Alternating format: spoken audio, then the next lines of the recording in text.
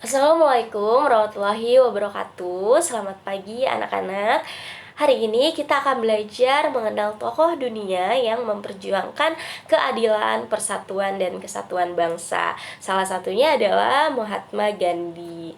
Nah, nama lengkapnya adalah Mohandas Karamchand Gandhi yang lahir pada tanggal 2 Oktober 1869, tepatnya di Gujarat, India. Nah, beliau adalah sosok atau tokoh yang paling penting dalam memperjuangkan kemerdekaan India dari penjajahan Inggris karena berkat upaya dan jasanya yang besar dalam memperjuangkan persatuan dan kemerdekaan India tanpa kekerasan, ia pun dijuluki Mahatma Gandhi yang dalam bahasa Sanskerta berarti jiwa yang agung. Nah, semasa muda, Gandhi bukanlah siswa yang unggul di sekolahnya, tetapi ia memiliki kepandaian berbahasa Inggris dan pandai memimpin. Karena belajar dengan giat, ia pun dapat lulus dari bangku sekolahnya dan melanjutkan pendidikannya belajar ilmu hukum di Inggris. Setelah lulus, Gandhi menjadi seorang pengacara di India, tetapi ia gagal dalam kasus pertamanya.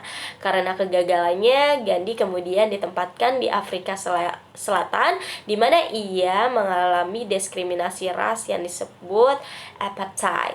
Namun, Gandhi tidak menyerah dan ia justru mendirikan gerakan perlawanan tanpa kekerasan. Nah, setelah itu Gandhi ini pulang lagi ke India tahun 1896. Gandhi menjadi tokoh politik terkemuka yang mampu menyatukan India dari berbagai kasta dan agama tanpa menggunakan kekerasan. Gandhi percaya bahwa manusia dari segala agama dan suku bangsa mempunyai hak yang sama untuk hidup damai dan sejahtera dalam satu negara. Gandhi menjadi tokoh yang menginspirasi banyak pemimpin setelahnya. Salah satunya adalah Presiden Amerika Serikat, Barack Obama. Hingga sekarang, tanggal lahir Mahatma Gandhi dirayakan sebagai Hari Anti Kekerasan Dunia. Wah, hebat banget ya Gandhi ini ya.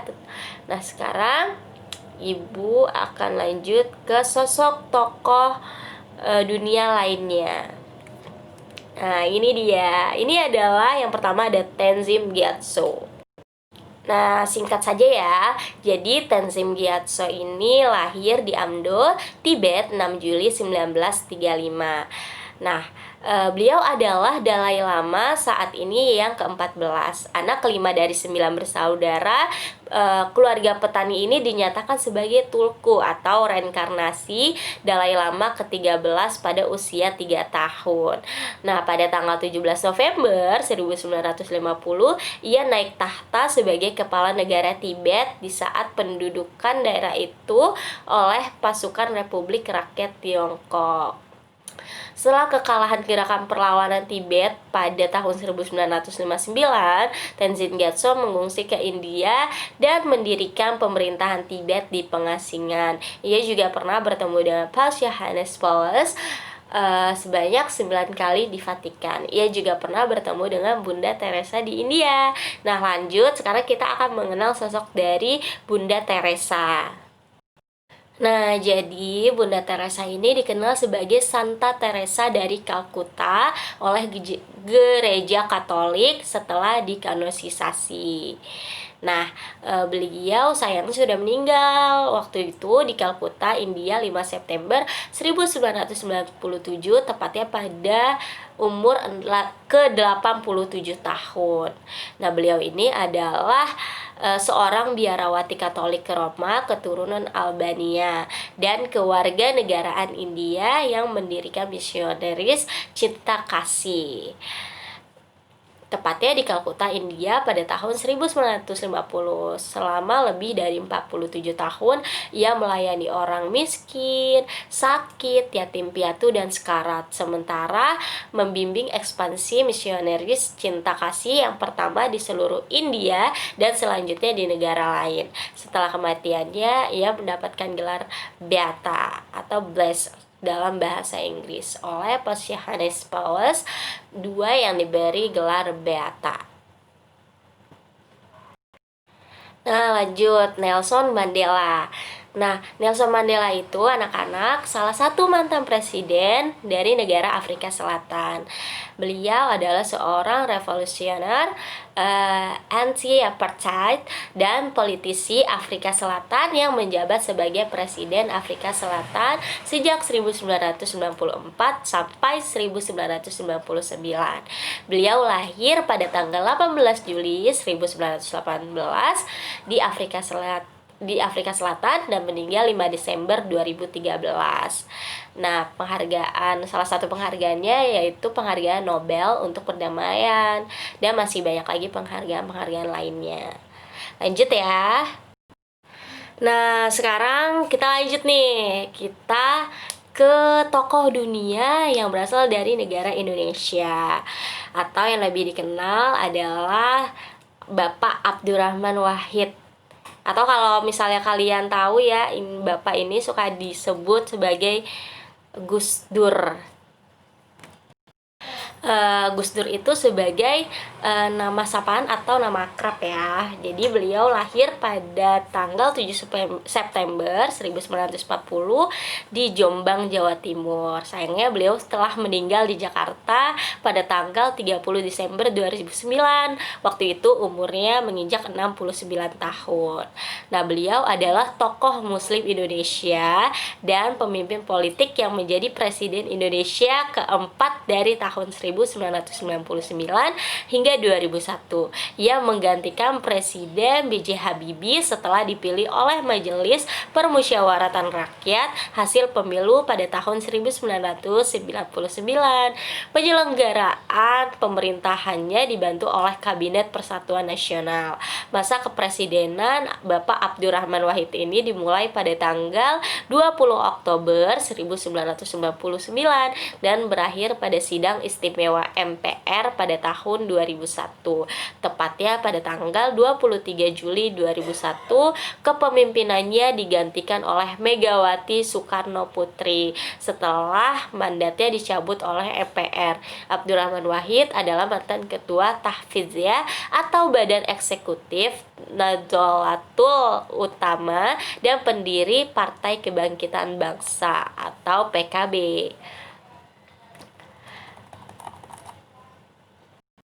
Nah, selanjutnya adalah Chi Chai-ing ya.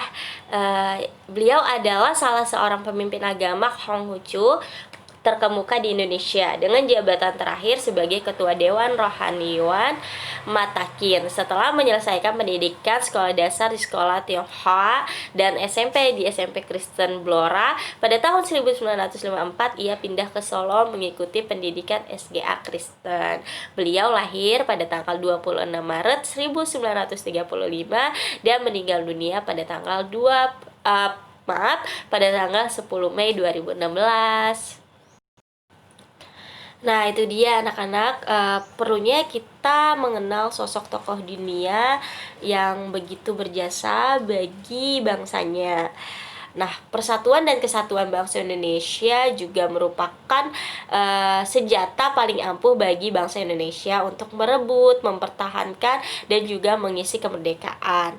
Nah, persatuan dan kesatuan bangsa Indonesia telah terbentuk sejak lama. Persatuan dan kesatuan merupakan hasil dari proses pertumbuhan unsur-unsur sosial. Maaf ya, anak-anak, ibu lagi pilek nih. Sosial dan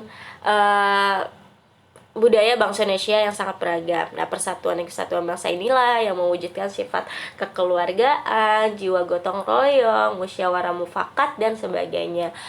Juga ada beberapa prinsip yang harus dihayati, harus dipahami juga, harus diamalkan oleh seluruh rakyat Indonesia untuk mewujudkan persatuan dan kesatuan. Nah, prinsip-prinsipnya itu adalah prinsip Bhinneka Tunggal Ika. Ya, terus yang kedua ada prinsip nasionalisme, terus yang ketiga prinsip kebebasan yang bertanggung jawab, dan prinsip wawasan Nusantara, serta prinsip persatuan pembangunan. Nah, lanjut ya. Bentar. Nah, ibu ulangi lagi ya, dimana prinsip-prinsip ini itu menjadi semangat persatuan dan kesatuan juga tidak luput dari makna Sumpah Pemuda. Nah, dalam menjaga persatuan dan kesatuan bangsa, sebenarnya memang bukan hal yang mudah. Di masa depan nanti akan ada banyak tantangan dan permasalahan yang harus kita hadapi bersama. Maka dari itu, menjaga persatuan dan kesatuan bangsa merupakan kewajiban bagi seluruh rakyat Indonesia sesuai dengan semboyan bangsa, yaitu Bhinneka Tunggal Ika, yang berarti walaupun berbeda-beda tetap satu jua. Nah, sebagai pelajar, kita pun harus bertanggung jawab ya untuk menjaga persatuan dan kesatuan bangsa kita dengan cara yang baik dan benar. Nah, selanjutnya itu adalah kegiatan ekonomi di Indonesia nih. Untuk memenuhi kebutuhan hidupnya, sebenarnya Indonesia itu memenuhi, ya Allah, salah. Bentar ya anak-anak ya. Maaf ya anak-anak, tadi ibu habis ada telepon, jadi kita lanjut aja lagi ya. Nah, untuk mewujudkan nilai persatuan dan kesatuan, salah satunya itu adalah dengan cara kerja bakti. Nah, salah satu perilaku manusia sebagai makhluk sosial itu manusia pun juga membutuhkan kegiatan-kegiatan ekonomi untuk memenuhi kebutuhan hidupnya. Nah, salah satunya itu kegiatan ekonomi yang ada di Indonesia ini seperti dalam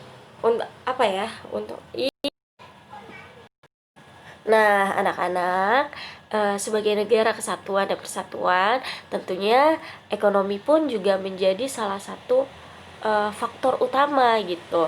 Nah, kegiatan ekonomi di Indonesia untuk memenuhi kebutuhan hidupnya, manusia melakukan berbagai kegiatan ekonomi untuk mendapatkan barang dan jasa yang diperlukan. Indonesia memiliki sumber daya alam yang melimpah, di mana hal ini memicu munculnya berbagai macam kegiatan ekonomi. Kegiatan ekonomi di Indonesia dapat dibedakan menjadi dua bidang, yaitu kegiatan ekonomi agraris dan kegiatan ekonomi agraris ya. Maaf ya, ibu agak belibet. Nah, apa sih bedanya kegiatan ekonomi agraris dengan ekonomi non agraris? Nah, kalau ekonomi agraris itu biasanya sektor ekonomi dengan cara bukan biasa ya, tapi memang sektor ekonomi dengan cara pemanfaatan sumber daya alam seperti pertanian, peternakan, perkebunan, perikanan, dan kehutanan. Jadi mereka memanfaatkan sumber daya alam yang ada di Indonesia gitu. Kalau misalnya negaranya ada di Indonesia atau negara-negara lain, ya mereka memanfaatkan sumber daya alam yang ada di negara mereka masing-masing. Nah, kalau di Indonesia ya pertanian itu seperti sawah.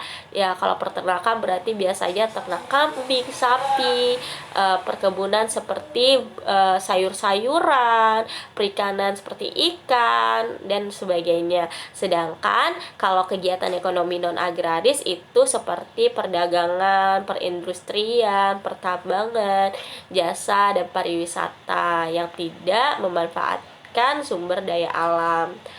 Kalau misal perdagangan tuh contohnya kayak pedagang sepeda atau alat-alat rumah tangga lainnya. Terus kalau misalnya industri itu misalnya kayak mesin sepeda, motor. Kalau jasa itu seperti jasa potong rambut dan sebagainya. Nah, kalian tahu nggak sih bahwa letak geografis di Indonesia itu sangat berpengaruh terhadap ekonomi negara, di mana Indonesia menjadi wilayah yang sangat strategis karena letaknya diapit oleh 2 samudra dan 2 benua. Berkat kondisi ini, Indonesia menjadi pusat lalu lintas perdagangan skala internasional, baik di jalur darat maupun laut. Indonesia dijuluki sebagai negara agraris karena memiliki potensi hasil tanah yang besar, baik untuk tanaman pangan, tanaman perkebunan, maupun maupun kehutanan. Selain itu, selain hasil darat, Indonesia juga terkenal akan hasil lautnya dan perairan tawar karena memiliki wilayah perairan yang sangat luas. Tidak hanya perdagangan, hasil laut dan perairan Indonesia juga menjadi daya tarik wisatawan asing karena pesona keindahannya. Nah, anak-anak, jadi semoga jadi itu saja yang bisa Ibu sampaikan sama kalian. Semoga materinya bermanfaat. Maaf ya kalau misalnya Ibu tadi kata-katanya itu ada yang belibet karena Ibu juga lagi tidak enak badan, suaranya agak bindeng, maaf ya. Tapi nanti kalian bisa memahami melalui buku tematik kalian ya. Ini ada di halaman 118, setelah itu 120 dan 129 sampai 129. Dari halaman 118 sampai 129.